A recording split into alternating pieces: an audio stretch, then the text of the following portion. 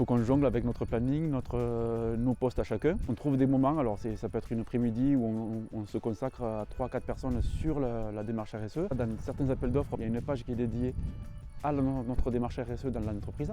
Donc ça, c'est sûr que nous, on sait quoi dire puisqu'on ça fait longtemps qu'on y est. Le plus gros bénéfice, c'était de faire un point là où on était avec nos partenaires, que ce soit nos fournisseurs, nos clients, les associations qu'on aide.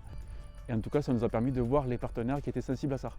Donc, en gros, ça veut dire aussi les partenaires avec qui on veut travailler. Les salariés, qu'ils soient associés ou pas, ils sont impliqués dans cette RSE, ils savent où on en est et surtout où on veut aller. Le bilan il est positif certain, aucun regret par rapport au temps qui a été mis sur la démarche RSE. Ce n'est pas une contrainte, mais c'est au contraire quelque chose pour améliorer et qu'on fait tous les jours.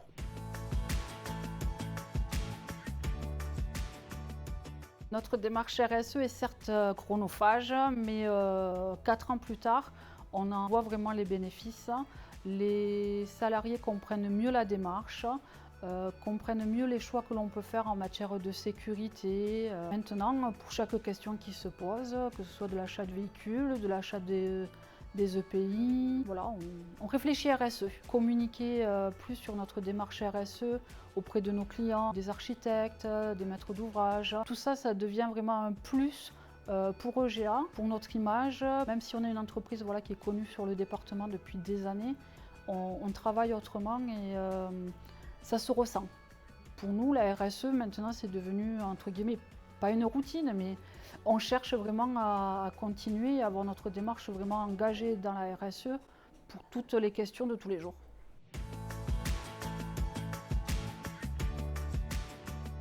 La règle, c'est l'ISO 26000. Vis-à-vis de cette règle-là, on arrive toujours à voir comment on se situe vis-à-vis de ces repères. L'erreur serait de dire, voilà, on est arrivé au niveau exemplaire, donc maintenant on risque plus rien. Non, c'est pas ça. On doit toujours être plus performant. On essaie d'enfoncer le clou au quotidien avec nos partenaires financiers, donc quelque part, mais pas que, pour qu'eux aussi rentrent dans cette démarche. C'est là où rentre en ligne de compte le fait de l'expérience. On le donne avec nos mots qui sont les nôtres. C'est pas grave d'aller vers la RSE. Au contraire, on fera en sorte les uns et les autres d'attirer vers cette démarche l'ensemble des personnes qui se sentent concernées par la RSE. Et ceux qui ne se sentiraient pas concernés, leur dire qu'ils ont tout intérêt de l'être, puisque finalement ça va leur servir aussi quelque part. Travailler en osmose autour de la RSE et pas y voir une contrainte.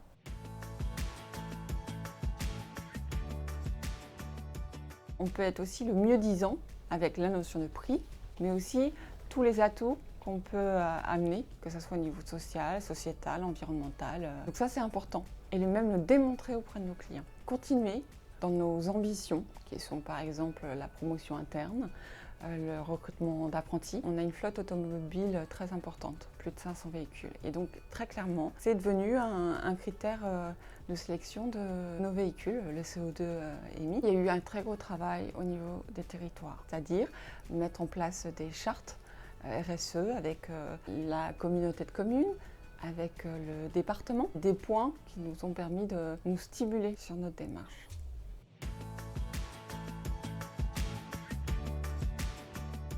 Socialement, on souhaite vraiment le bien-être de nos salariés, de nos associés, de nos collaborateurs. La démarche environnementale, on a toujours essayé de l'avoir, mais moins poussée que maintenant qu'on est engagé dans cette RSE. Il fallait continuer, il fallait mieux les organiser, mieux les connaître, et donc effectivement la RSE a pu nous apporter tout ça. On sait pleinement vers où on doit aller. Ça nous a rapprochés aux parties prenantes. On a su nouer des liens très forts. La RSE maintenant fait partie de notre ADN. On ne voit pas forcément de plafond, on sait qu'on pourra toujours s'améliorer. Notre avenir passera par la RSE.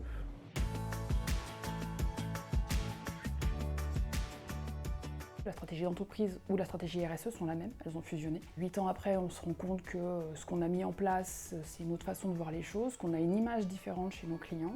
Ça se voit notamment par le biais des rapports RSE qu'on publie régulièrement. Du coup, surtout, on a obtenu le niveau exemplaire du label, et ça en termes d'image c'est pas mal.